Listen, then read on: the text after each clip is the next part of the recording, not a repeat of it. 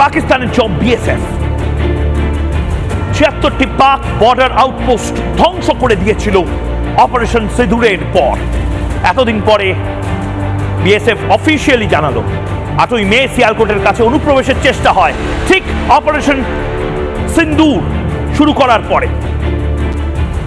৪০ থেকে ৫০ জন সন্ত্রাসী অনুপ্রবেশের চেষ্টা করে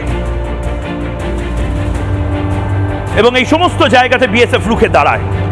যারা যারা এতদিন ধরে ভাবছিলেন যে অপারেশন সিঁদুর এটা শুধুমাত্র ইন্ডিয়ান এয়ারফোর্স বা ইন্ডিয়ান আর্মির কৃতিত্ব, আপনাদের প্রত্যেককে বলছি প্লিজ বিএসএফ এর জন্য এক মিনিট হলেও স্যালিউট করুন, তালি বাজান, হাততালি দিন, গর্বের সাথে বলুন ভারত মাতার জয়, গর্বের সাথে বলুন বিএসএফ এর জয়। লোনি, মন্তপুর, ছাবড়ার মতন জঙ্গি ঘাঁটি সেগুলো উড়িয়ে দিয়েছিল বিএসএফ যে কাজটা করেছে, তিনটি জঙ্গি ঘাঁটি সীমান্তের ৩ কিলোমিটারের মধ্যে, ভাবতে পারছেন? আমার তো যতবার আমি